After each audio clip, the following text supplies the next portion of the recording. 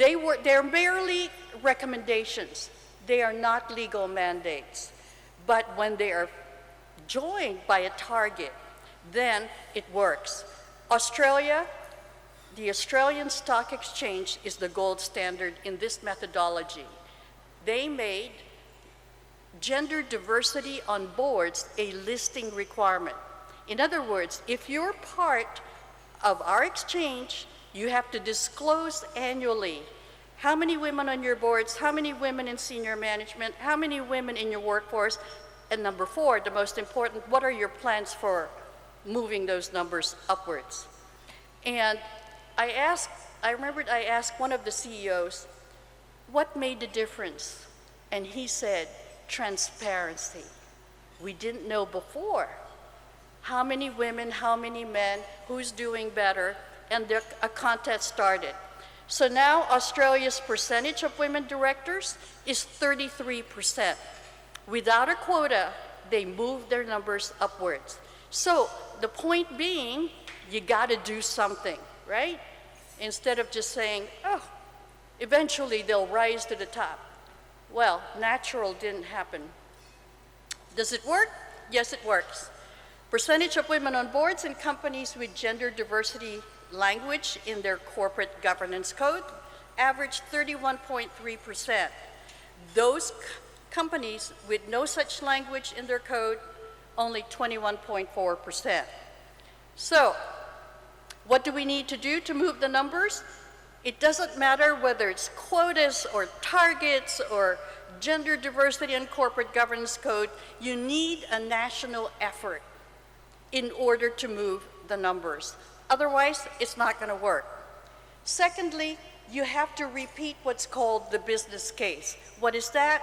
There are over 100 studies that show that there's a correlation between more women on boards and senior executive roles and greater profitability of a company. It's a correlation, it's not causality. But if there are over 100 studies that say that, there must be something to it, right? And thirdly, if you are opening up a board seat for women, nominations or governance committees must ask for a slate that includes women candidates. If you don't ask, those consulting companies are just going to give you more of the same. Okay? So that's our report for this year. Thank you very much. Thanks, Irene. We are going to go to Q&A. We've got about 15 minutes. We've got a microphone just over here in the aisles, here and here. I feel like I'm directing traffic on it. And while I wait for you to come to the microphone, I'll ask Irene, I'll just pick up on your presentation.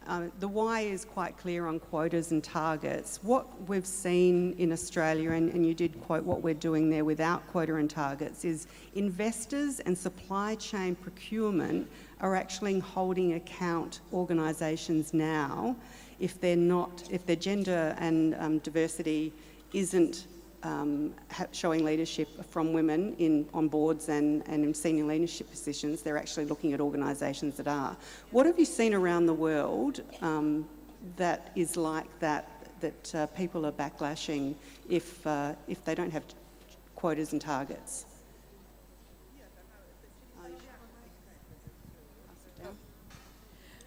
Okay, the US does not have quotas, and it's never going to have one, even though the state of California has a quota.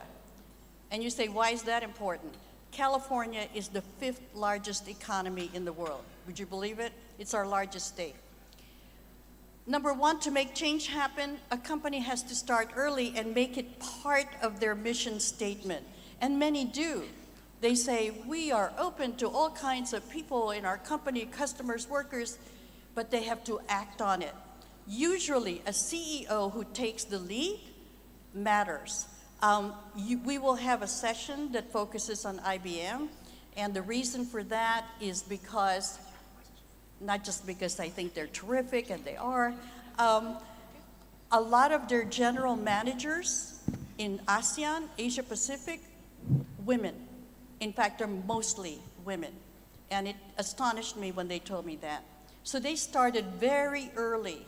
The CEO at one point made a position called Vice President for Diversity and Inclusion before any company even thought about that as a job title. In the US, we have another initiative. I call it bottoms up, because we're never going to do a quota. And when I initially asked, approached New York Stock Exchange and NASDAQ, can you do the same thing that Australia has done, for instance? They said, oh, we don't want to tell member companies what to do with their boards, which pissed me off. But what has worked that Lynn refers to is the shareholder-driven strategy. I'm part of something called the 30% Coalition, not the 30% Club, which Ann Cairns chairs. It is basically pension funds like CalSTRS, California State Pension Fund, New York State Pension Fund, CalSTRS. It is shareholders banding together, and the US pension funds are powerful. If CalSTRS decides to vote against your board, that's a big deal. So imagine several states putting their pension fund together, and then they added equity funds, social investment funds. So we had this big coalition of shareholders that together were multi-trillion dollars worth of money. Those are votes. And so in the US, votes work. And so we said, oh, you don't have a woman on your board. We will either vote against your slate, or you need to put gender diversity as the criteria for nominations, or anyway, the long and short of it, now over 400 companies in the US that didn't have a woman director now have it. And now NASDAQ is doing what?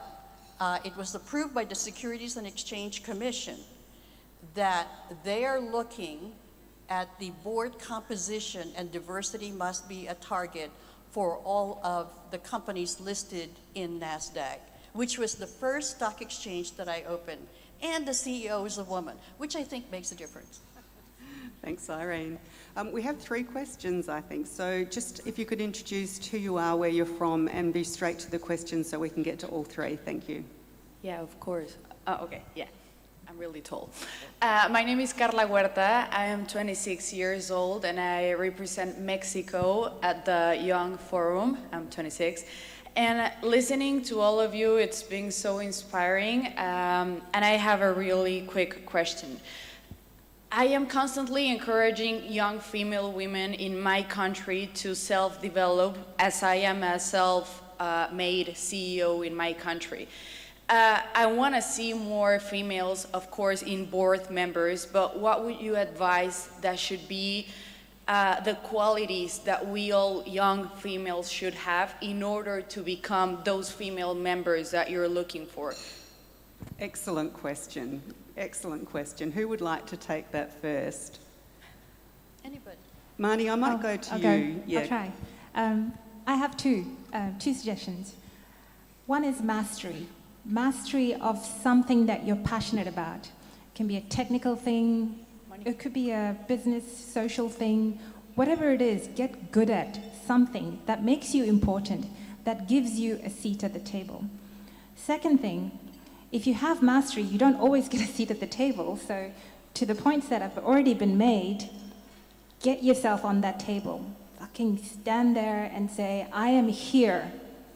I have something of significance to offer you, to the world. You need that confidence. That is going to take time. It took me years to find my voice. I am not a public speaker. I am constantly terrified of being on stage. But young women must realize without their voices, change isn't going to come. All of what needs to happen for the next 20, 30 years is going to come from women. I believe that. Thank you for being 26 and already taking leadership, getting the next round of women in Mexico and perhaps the globe, inspiring them to do that. But those are my 2 suggestions. Excellent. Excellent. We'll just go one here and then over here, and we'll see how we go for time. Good morning. Yeah, okay. I am Lucero Cabrales from Mexico too, and I'm very glad to be here as head of a Women Business Association with 5,000 members. My question specifically is for Mr. David, our first speaker. I want to know, in your chart that you published, the first or second chart, there was all the globe in different colors. Well, not really different, all blue, but Mexico was strikingly white. And I didn't see anything around to enlighten me why we were white. We were really good, we were really bad. So that's my question, David.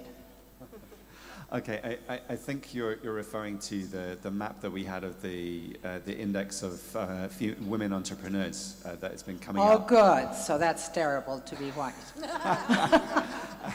And it is one where it's one of the many things that I think that is out there today that draws attention to international comparisons, and league tables play a role in exactly the same way that we talk about it for individual companies, for countries as well, on the various progress. Now, the key differences that usually are there of explaining why it is that it ends up being that there's more challenges in emerging economies compared to advanced, that's not always strictly true at all, has been to do with the overall environment of enabling particularly entrepreneurs to really have that ability to succeed. But there's a lot of different metrics, at least 3 different areas that it goes into. It was interesting that, say, in ownership of businesses, female ownership of businesses, it's interesting that there's quite a few countries that in 2021, actually in Africa, there were 3, and another 2, Philippines, Vietnam, in Asia, actually went over the 25% threshold of ownership, which again, that's not, it's not where it probably should be, but it has the path of improvement. So I think the key reason is it comes down to a lot of the different components. We can share the full report because it would be a shame to try and go through the details. I'd love to have it. We'll send it. Thank you very much. Great question, thank you. We'll go over here. Hi, thank you. My name is Sigrid Rund. I come from Iceland. I'm the chairwoman of the Association of Women Business Leaders in Iceland. I'm very proud to say we're at the top of the world in equality. However, I have a question for the panel and especially for everybody in here. How are we going to accelerate the decision about equality? Because equality is a decision as well as inequality. And if we don't act upon it, it's going to be an opinion, useless. So I just need like one, what would you do today to accelerate equality? Justin, I might hand to you first off, if you're okay. Yeah, that's a very big question. And I think if we knew the answer to it, obviously we probably wouldn't be here, exactly. I mean, it has to start with conversation. I know we've been doing that for a number of years, but we just have to keep talking about it. We have to get the metrics out there. I think what Irene showed around accountability is absolutely key. I mean, even talking to Irene this morning and hearing her talk, it is almost about embarrassing organizations, I dare to say, and even countries that aren't putting this at the top of the agenda. Because that's the way progress is going to happen. You have to make this